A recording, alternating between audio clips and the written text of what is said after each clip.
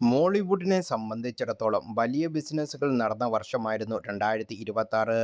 ഇതിൽ ബോക്സ് ഓഫീസിൽ നിന്ന് ഏറ്റവും കൂടുതൽ കളക്ഷൻ സ്വന്തമാക്കിയത് ജിത്തു ജോസഫ് സംവിധാനം ചെയ്ത് മെയ് 21-ന് തിയേറ്ററിലെത്തിയ ദൃശ്യം 3 ആയിരുന്നു. 2013-ൽ ആരംഭിച്ച ദൃശ്യം ഫ്രാഞ്ചൈസിയിൽ നിന്ന് 3 ഭാഗങ്ങളായി പുറത്തിറങ്ങിയ ചിത്രത്തിന് വലിയ ഹൈപ്പായിരുന്നു ലഭിച്ചത്.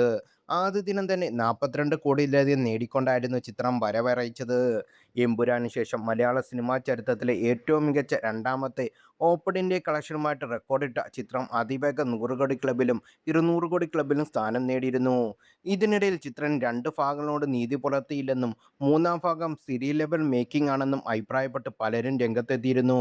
എന്നാൽ മലയാളം കണ്ട ഏറ്റവും മികച്ച ക്രൈം ത്രില്ലർ എന്ന ഹൈപ്പിൽ പലരും ചിത്രത്തിന്റെ മൂന്നാം ഭാഗത്തിനായി ടിക്കറ്റുകൾ എടുക്കുകയായിരുന്നു.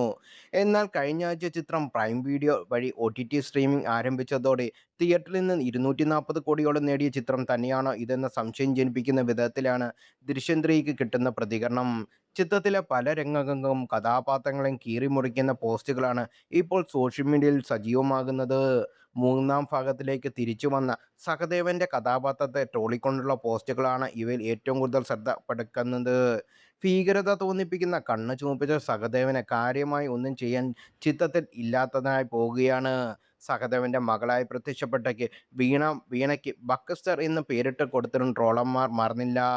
ചിത്രത്തിൽ നാടകീയത നിറഞ്ഞ ഡയലോഗുകളും കല്യാൺ ജുവേഴ്സിന്റെ അടക്കം പരസ്യം കുത്തിക്കയറ്റിയ രീതിയും വിമർശനങ്ങൾക്ക് കാരണമായിരുന്നു.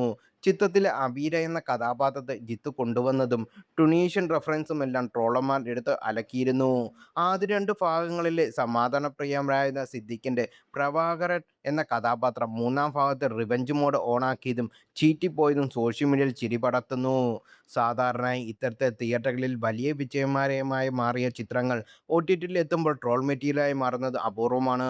സമ്മിശ്ര പ്രതികരണം ലഭിച്ചിട്ടും തിയേറ്ററിൽ നിന്ന് ഇത്രയും കളക്ഷൻ സ്വന്തമാക്കി മോഹൻലാൽ എന്ന താരത്തിന്റെ പൊട്ടൻഷ്യൽ ഈ സാഹചര്യത്തിലും പലരും പ്രശംസിക്കുന്നുണ്ട്.